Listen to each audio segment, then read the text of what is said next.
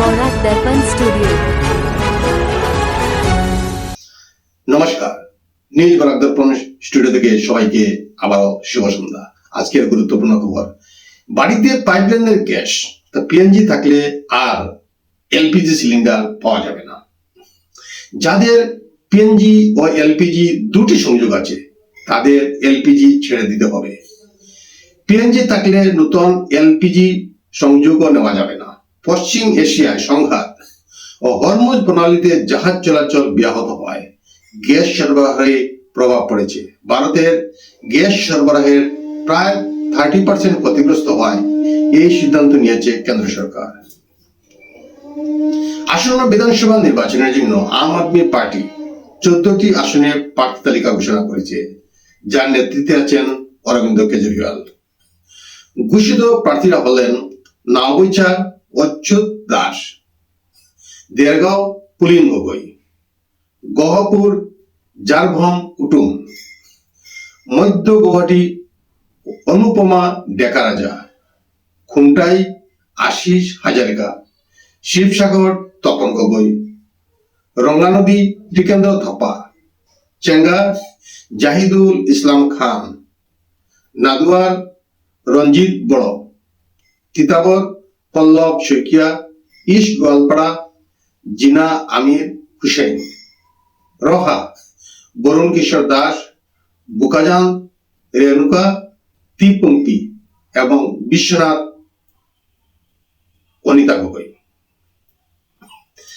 আজ বিকেল 4টায় নির্বাচন কমিশনের সংবাদ সম্মেলন শুরু হয়। অসম সহ মোট 5টি রাজ্যের বিধানসভা নির্বাচনের দিন ঘোষণা করা হয়েছে। পশ্চিমবঙ্গ, তামিলনাড়ু, কেরালা, অসম এবং পুদুচেরির নির্বাচনের দিনও ঘোষণা করেছে নির্বাচন কমিশন। 2026 সালের অসম বিধানসভা নির্বাচন অনুষ্ঠিত হবে 9 এপ্রিল 2026। 16 মার্চ 2026 থেকে কার্যকর হবে নির্বাচনী আচরণবিধি। মনোনয়নপত্র জমা দেওয়ার শেষ দিন 23 মার্চ 2026। মনোনয়নপত্র যাচাইয়ের দিন 24 মার্চ 2026। মনোনয়ন প্রত্যাহারের শেষ দিন 26 মার্চ 2026। ভোট গণনা হবে 4 মে 2026। সম্পূর্ণ নির্বাচন প্রক্রিয়া শেষ হবে 6 মে 2026। ইরান আমেরিকা যুদ্ধে ইরাককে দুর্বল করতে নতুন কৌশল নিচ্ছে আমেরিকা। এদিকে মার্কিন প্রেসিডেন্ট ডোনাল্ড ট্রাম্প দাবি করেছেন ইরানের নতুন সর্বোচ্চ নেতা মুজতবা খামেনি মারা গেছেন। তবে তিনি এটাও জানিয়েছেন খবরটি গুজবও হতে পারে। উল্লেখযোগ্যভাবে দায়িত্ব নেওয়ার পর থেকে খামেনিকে প্রকাশ্যে আর দেখা যায়নি, যা নিয়ে নানা জল্পনা তৈরি হয়েছে। জম্মু কাশ্মীরের বারামুল্লা জেলার উরি সেক্টরে পাকিস্তান থেকে ভারতে ঢোকার চেষ্টা ব্যর্থ করল নিরাপত্তা বাহিনী।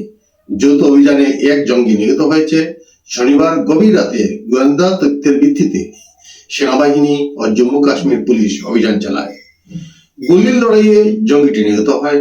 তার কাছ থেকে AK-47 পিস্তল ও বিপুল গোলাবারুদ উদ্ধার হয়েছে। এলাকায় তল্লাশি অভিযান চলছে। ইরানের সামরিক বাহিনী IRGC হুঁশিয়ারি দিয়ে জানিয়েছে ইসরায়েলের প্রধানমন্ত্রী বেঞ্জামিন নেতানিয়াহু বেঁচে থাকলে তাকে খুঁজে বের করে হত্যা করা হবে। ইরান ইসরায়েল সংঘাতের 16তম দিনেও হামলা চলতে থাকে। একটি ভিডিও প্রকাশের পর নেতানিয়াহুর অবস্থান অসুস্থতা নিয়ে জল্পনা তৈরি হয়। ভিডিওতে তার হাতে 6টি আঙ্গুল দেখা গেছে বলে দাবি উঠেছে। ফলে সেটি AI নিয়ে তৈরি কিনা তা নিয়েও প্রশ্ন উঠে। পরে ইসরায়েলের পক্ষ থেকে জানানো হয় নেতানিয়াহু নিরাপদ ও সুস্থ আছেন। নেপালে প্রায় 500 ফুট গভীর খাদে একটি ছোট বাস পড়ে গিয়েছিল। 7 জন ভারতীয় পুণ্যার্থীর মৃত্যু হয়েছে, আহত হয়েছেন আরো 7 জন। পুলিশ সূত্রে জানা গেছে পুণ্যার্থীরা মনকামনা মন্দিরে পূজা দিয়ে ফেরার সময় এই দুর্ঘটনা ঘটে। ঘটনাটি ঘটেছে গুর্খা জেলার কান্তার এলাকায়। আহতদের চিতওয়ান জেলার চিকিৎসার জন্য পাঠানো হয়েছে।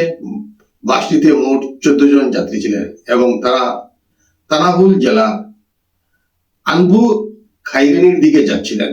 দুর্ঘটনার সঠিক কারণ এখনো স্পষ্ট নয় বলে জানিয়েছে পুলিশ। উল্লেখ্য, নেপালে পাহাড়ি ও সংকীর্ণ রাস্তার কারণে সড়ক দুর্ঘটনা প্রায় ঘটে এবং সাম্প্রতিক বছরগুলিতে দুর্ঘটনার সংখ্যা বেড়েছে। আজকের প্রতিবেদনে এখানেই সংক্ষিপ্ত বিরতি টানছি। সবাইকে আবারও শুভ সন্ধ্যা জানিয়ে বিদায় নিচ্ছি। নমস্কার।